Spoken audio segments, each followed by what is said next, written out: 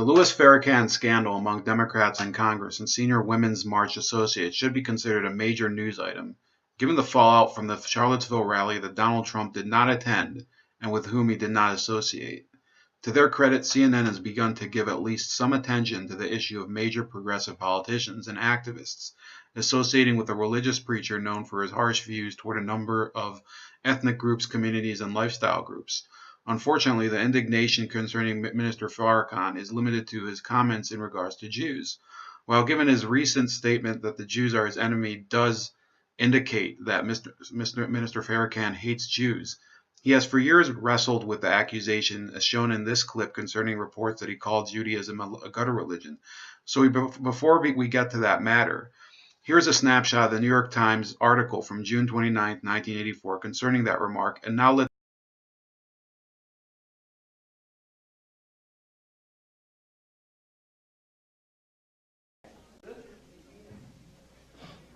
few things I'm going to say to you. Just bear with me, okay?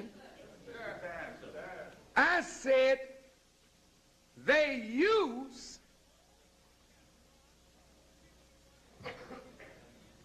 the holy and righteous name of God and his prophets to shield a dirty religion.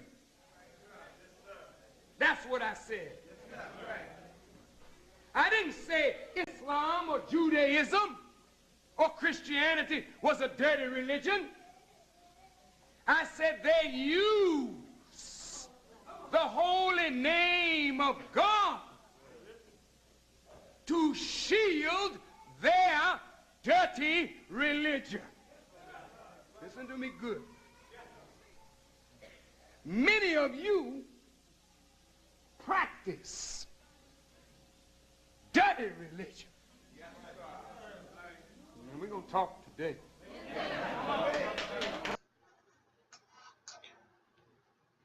This type of statement has made Farrakhan persona non grata among Jewish Americans since it was first proclaimed in 1984 during the Jesse Jackson for President campaign. So now that Tameka Mallory of the Women's March has decided to stand by Farrakhan, some of the Jewish members of the movement are speaking out. This is Aladna Hooray, or the Pop Chassid as he calls himself, a leading Jewish participant in the Women's March who discusses frequently being a Jew of color as he is 3/4 Sephardic. I happen to be half Sephardic. I've attempted to have a dialogue with him, but he has blocked me and proudly talks about blocking critics, both Jewish and non-Jewish, that happen to disagree with him.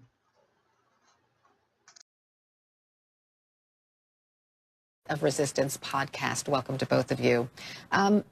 Halon, I want to start with you because you wrote an op-ed about this, and you had some choice words for Tameka Mallory. Tell me why this bothers you so much.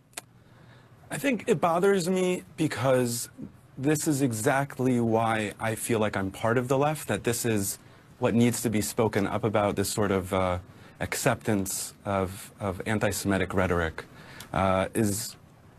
should be unacceptable to the left, and that's, I believe, what the left stands for. And so because of that, when I saw what I considered relative silence about Tameka Mallory's participation in basically a hate speech, basically sharing the most commonly used words that have led to massacres of Jews, and not hear a word from her, and not hear a word really from mainstream media except for Jake Tapper, which I am extremely grateful for. I felt like the left was failing, and I felt like I had to speak out. Yeah, we have another comment that, another kind of comment that Louis Farrakhan makes, and I'm going to ask Troy, my director, to get that ready to go. But I'll ask Sally a question from you. So why hasn't the left come out and said, you know what, Tameka Mallory, I know you apologize for this and you say that you love all people, but it ain't enough? Well, okay, this is where I'm confused, to be honest. And I actually have to be, I debated whether to join this segment because I think this is sort of one of those situations of using look, as a Jew, I'm offended by everything Farrakhan said there, and he said some way more offensive things in that speech and in the past. So like, period. And also, by the way, the things he said about trans people. And as a white person, a lot of the things he said about white people too. So hands down. The issue here is, why are we going after Tamika? Why are these sort of incidents? She didn't say any of this. She, and then now by extension, the entire Women's March are being smeared, and she didn't say any of it. And here's the other piece, and this is the reason I decided to come on, is what we haven't mentioned yet in this entire conversation is that both Tamika and the Women's March have released statements denouncing anti-Semitism as well as homophobia and transphobia, and unequivocal, completely clear, emphatically, end of discussion. This is just an excuse to try and, take down these effective, powerful women. I'm sorry, but it really feels like. But she did pose for a picture with him. She said happy birthday. She attended. It took 9 days for anybody from the Women's March movement to come out and say, you know what, maybe it wasn't the best idea to pose with Minister Farrakhan. But Elon, I want you to expound on that part of the conversation. It's very convenient for Sally Cohn to say it's period, end of discussion, and claim that this is no big deal because she's a Jew and a woman. Also, she's a lesbian, by the way, so nobody... I wonder why she didn't bring that part up, which she usually is very, very proud of, as, maybe she should be. But if that's not enough to raise people's hackles, here is what Farrakhan said in the 80s about Pope John Paul II and Roman Catholics. I think I'm as important as Mr. Reagan and the Pope because I had security around me. I said, very humbly, sir, in the sight of God, I am much more important than the Pope and Reagan.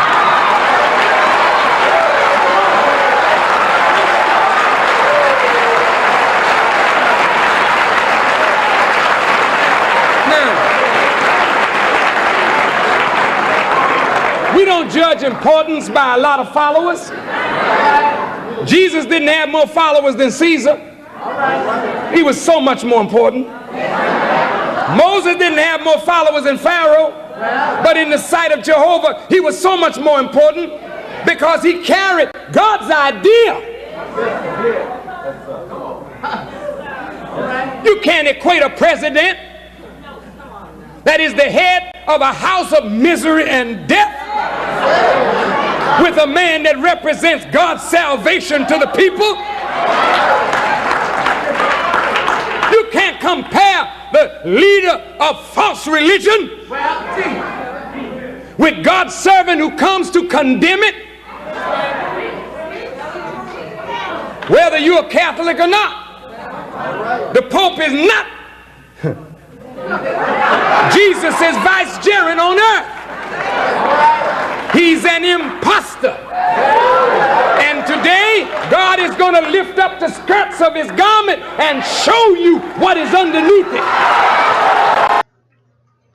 And if yesterday's clips about his views on women and the family were not enough, here he is talking about the revelatory clothing of women on BET.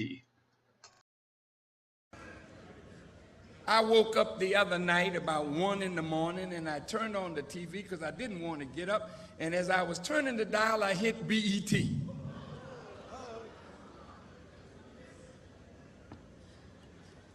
And one of our sisters had her back to the camera and she was wearing a thong. And my hand froze on the dial.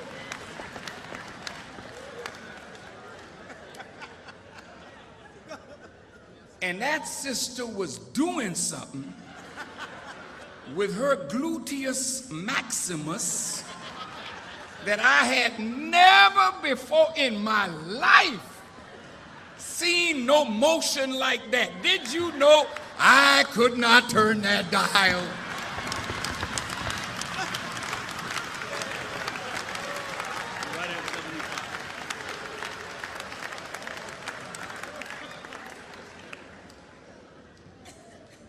And I'm trying to be good. You ain't reading no Bible when you looking at that.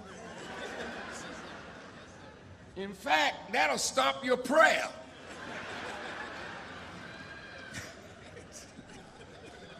I don't mean to be comical, but sisters, the way God made you, it is your nature to comfort, to console, to give peace and quiet of mind to a man that you're in love with.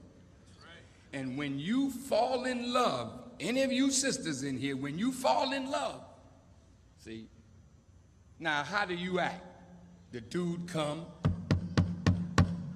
Before he got there, you know what you doing.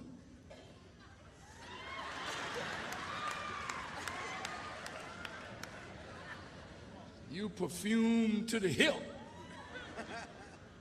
When he come in the door, big smile. Hi, baby. Now let's get back and see how Elad and Sally are addressing or not addressing the fact that Tameka Mallory, senior board member of the National Women's March, is associating with this very odd form of feminism which I like to call Farrakhan feminism. Conversation. Yeah, I mean, I think that's, for me, as someone who deeply considers himself part of the left and who has seen other people who feel like they're part of the left, and to hear this sort of rhetoric that we are coming here to take down a woman who has done great things is I think hurtful, because the truth is what we're doing is trying to hold our leaders to the same standards that we demand of Trump and that we're so angry about when it comes to the right wing. I mean, this is what is really tearing apart our country, that tribalism has trumped values. And the truth is that Tameka Mallory she condemned anti-Semitism in general. And that's problematic, because what we need to do is condemn anti-Semitism where it exists, and especially if we associate with people who speak any kind of hate. We need to condemn it. I am part of the Orthodox world, and a big message that I try to send to my world is that I cannot accept the hateful rhetoric that I've seen come out of my community since the rise of Trump, and obviously before that as well. But I think this is how we have to live our lives, not only looking at the other side, but demanding even better, not just even better, but much higher ideals for our community. Tonight, more fallout from the appointment of Sister Claudette Marie Mohammed to the Illinois Hate Crimes Commission. Mohammed is a top aide to Nation of Islam leader Louis Farrakhan, who recently said this about Jews. These false Jews promote the filth of Hollywood that is seeding the American people and the people of the world and bringing you down in moral strength and making evil fair seeming. It's the wicked Jews, the false Jews that are promoting lesbianism, homosexuality. It's wicked Jews, false Jews. Why is Elad Nehorai surprised that somebody at the Women's March would support Louis Farrakhan? I mean, I think that given the history of Minister Farrakhan and the Democratic Party, he's wholly accepted. Here is Pennsylvania former Governor Ed Rendell. This is from when he was mayor of Philadelphia, praising Farrakhan very lavishly.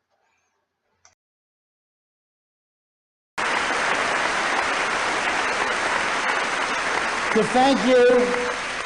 thank you for what you stand for, and for what you stand for all the good it does to so many people in Philadelphia.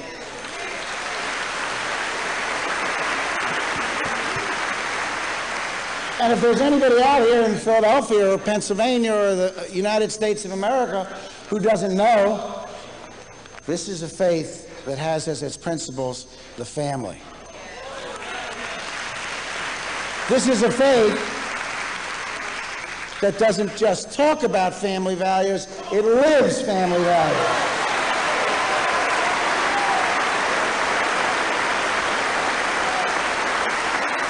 This is a faith where men respect their women and children, and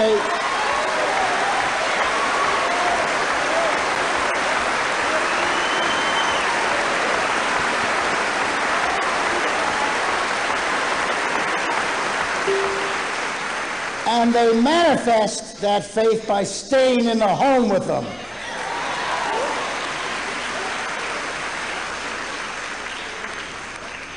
This is a faith that doesn't just talk about being against drugs, but is out there every single day and night fighting against drugs.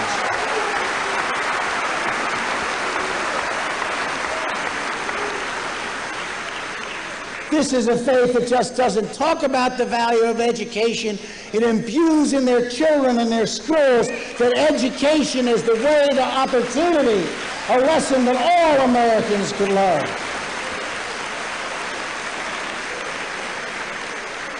So, Sally, I understand where you're coming from, and before we go on, I just want to play some, the kind of rhetoric that Mr. Farrakhan spews. So here's another example. The Satanic Jews,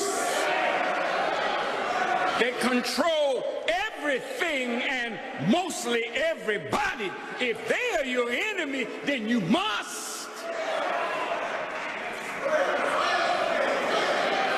be somebody.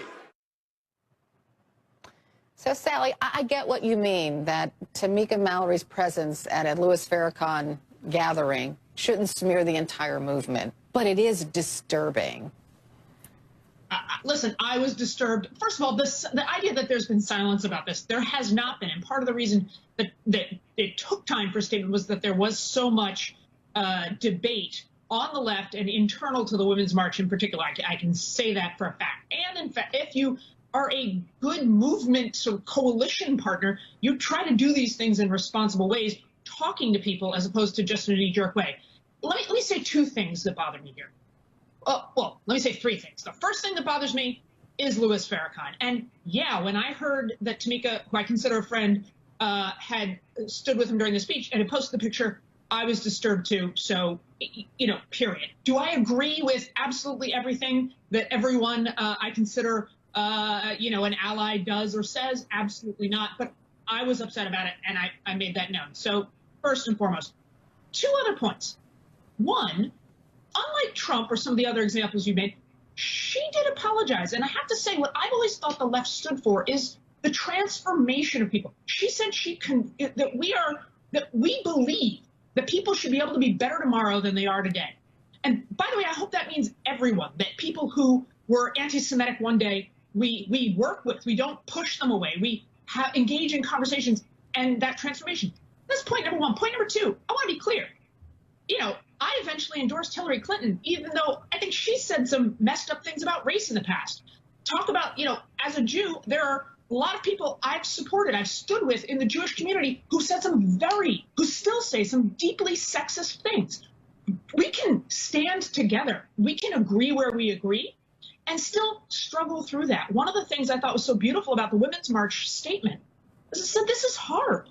You're trying to untangle the racism and the sexism and the anti-Semitism and the transphobia and all of these things, and it's hard. Can we be a little generous to each other? And when people come out and do the right thing, can we say thank you? And now, how do we move forward together rather than continuing? So I want to ask a lot about that, because Tameka Mallory did apologize, right? She did. So is that enough for you? I mean, what would it take for you to buy completely into the Women's March movement again? First of all, I do buy into the Women's March movement, and this is why I'm here. Again, I want to just reiterate that.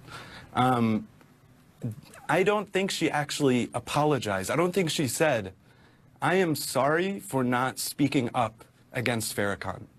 Not only that, she still hasn't spoken up specifically about Farrakhan.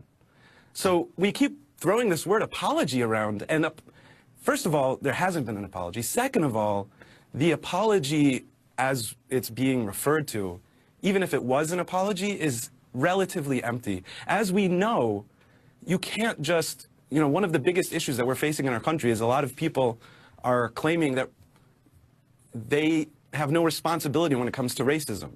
They have no responsibility because they don't feel it in their hearts. They really believe that. But we have to be able to educate people that it's not just about blanket statements. It's about specificity. And again, she has not apologized for saying that Farrakhan is the greatest of all time. She has not apologized.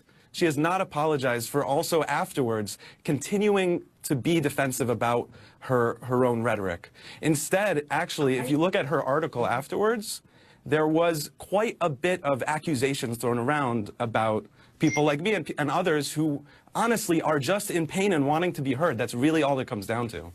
Okay, I have to stop the conversation there. We did reach out to Tameka Mallory. She declined our invitation to be on today, but the invitation still stands. And this was a great conversation. And thank you both for sharing, Halon Nahori and Sally Cohn. So as I close this video, and I'm going to try to close it without going over time, I want to say this to Halon Nahori. Well, good for you for going on the news and making a comment and criticizing somebody within your own movement. But really, the enemy in this case is censorship. The enemy in this case is forcing people to take back their words. And Tameka Mallory, she has the First Amendment right to hate you. What you should realize as a learning step in this episode is that you have to disavow movements. You have to become an individual again. Okay, why stand with people who you now know openly hate you? They stand with Louis Farrakhan. I say Louis Farrakhan has a First Amendment right, but I'm not going to stand with him. Sally Cohn says, I consider Tameka Mallory a friend, even though she has views that are very against what she believes in. Well, I've had people on my program that I very deeply disagree with. You can look at my history. And I don't consider them friends. I consider them, sources. They can come in, comment. I have a free platform for people to express their beliefs if I think that they're interesting. So you have an open invitation to come here. You have an open invitation to have your views heard. But that means that you have to accept criticism. That means that this policy of blocking people, of saying that you hurt me, therefore you can't talk to me, I don't want to hear your voice. That means that you have to rethink that policy and start to realize that those that stand for liberty, freedom of speech, the right of all religions to practice in this country, the Bill of Rights, we are the people who are the true friends of your rights in this country, of the rights of women in general.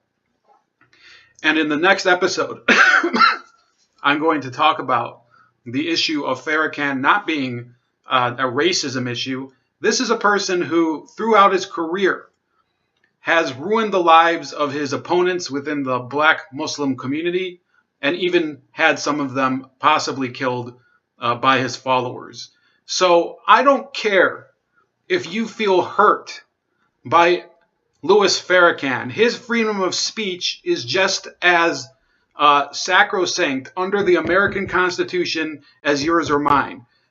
Minister Farrakhan had real victims, people who lost their lives for criticizing Elijah Mohammed and his movement, and you don't care about that. You care about him hurting your feelings. Your feelings don't matter over here. What matters is that you have a charlatan who is commanding the allegiance of so many people in your movement and so many people in Congress. And that's what you should be mad about. Not about all this other stuff about you being hurt and about people making you feel bad and about white supremacy and racism and genderism. That's always going to be here. Okay, we are talking about our freedom to express ourselves here. Minister Farrakhan has his right. You have your right. They're taking away our rights. Why don't you step up for us? Some of us are your people, the Jews. Some of us are people that just disagree with you. Do you not care about that, Nahori? Do you not care about that? Are you going to block our feelings? Okay, that's what is the real stake here. So stay tuned tomorrow for the next episode of the For Real News concerning Farrakhan feminism.